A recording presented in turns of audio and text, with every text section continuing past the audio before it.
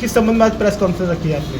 लोग कह रहे थे कि एक चंदौसी में एक बावली मिली है जिसकी खुदाई जारी है, और उस खुदाई में तिमंजिला एक बावली मिल रही है। अनोखी चीज़ है।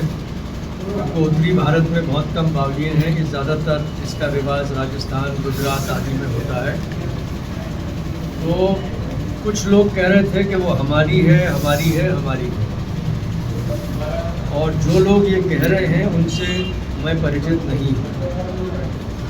इसकी सच्चाई ये है कि हमारे परिवार की बनाई हुई है, हमारे परिवार की मिल्कियत है, और हमारे परिवार में इस टाइम हम 2 व्यक्ति हैं, एक मैं और एक मेरी छोटी बहन।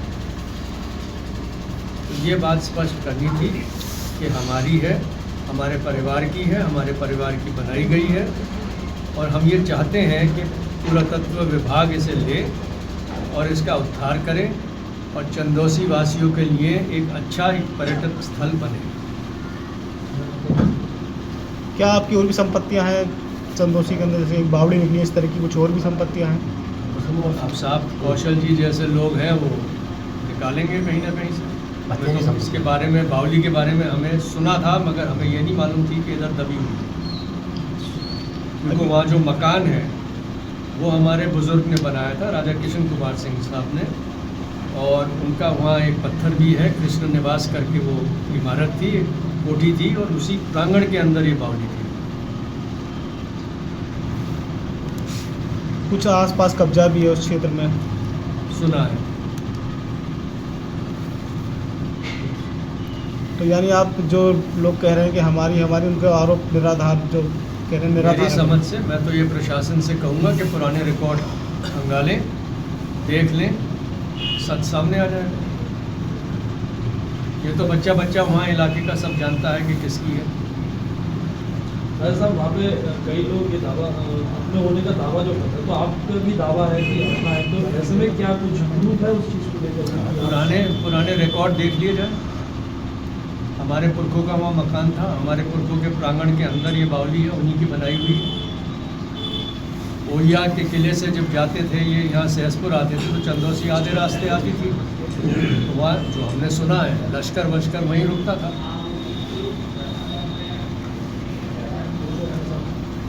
कुछ और प्रमाण भी हैं आपके पास में, इसके बारे में मैं बताऊँगा, आप बताइए। सर, मैं सनातन सेवक संघ प्रांत प्रचार कौशल किशोर बंदगी माता बावड़ी और बाकी बिहारी जी की शिकायत मैंने श्रीमान जिलाधिकारी महोदय संभल और माननीय मुख्यमंत्री जी से करी थी। तो हमें जैसे जैसे पता चलता गया तो जो वो हम बता रहे थे कि रानी सुरेंद्रवाला की है और 1870 की है, हमने भी ये बताई थी।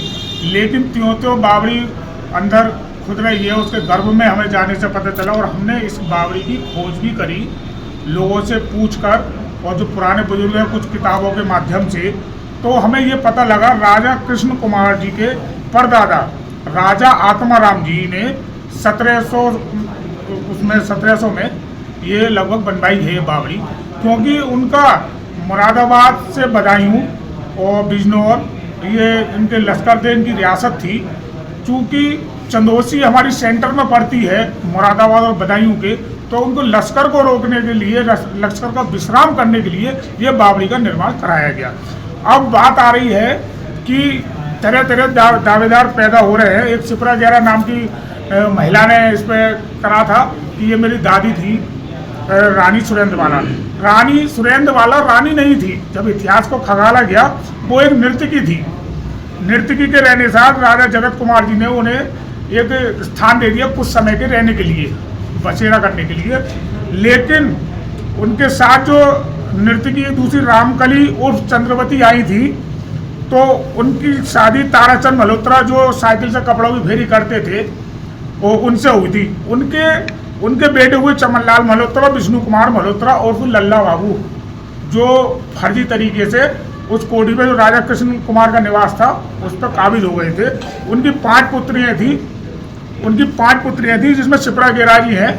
शिप्रा गेराजी ने भ्रमित करने के लिए, अपने आप को हाईलाइट करने के लिए वो अपनी बावड़ी बताने लगी, और बावड़ी के जो असली वंशज हैं राजा कृष्ण कुमार के राजकुमार जी, फिर राजा जगत कुमार जी और रानी प्रीतम कुमार जी, और उनकी पुत्री राजकुमारी इंद्रमोहनी से राजा चंद्र विजय सिंह जी सामने है। तो असली वंशज का ये पूरा खाका यहाँ निकल कर आया है।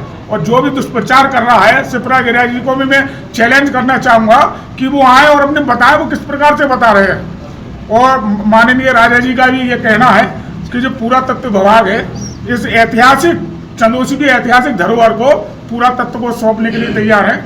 और श्रीमान जिलाधिकारी महोदय जी से भी राजा साहब की बात चल रही है और वो लिखित में देने को तैयार है कि इसे सरकार अपने कब्जे में ले और इसे एक ऐतिहासिक निर्माण और जो भी राजा साहब से भी अगर बनता होगा इसके बावजूद भी उस ऐतिहासिक निर्माण में या अन्य और किसी उसमें सनातन धर्म की परंपरा को जीवित रखने के लिए राजा साहब हमेशा तत्पर तैयार है। और राजा साहब ने पूरा प्रशासन को आश्वासन दिया है कभी भी किसी भी लायक भी और जिस समय भी जरूरत राजा साहब की पड़ेगी तो इस बावड़ी के सुंदरता के लिए अन्य सनातन धर्म की जो बागे बिहारी का मंदिर निकला उसकी सुंदरता के लिए राजा साहब हमेशा तत्पर हैं। जैसे पूर्व में राजा साहब के बुजुर्ग सेवा करते आए हैं जनता की, ऐसे ही राजा साहब हमेशा तैयार हैं। For exclusive and insightful videos, subscribe to our new channel ABP Live Premium.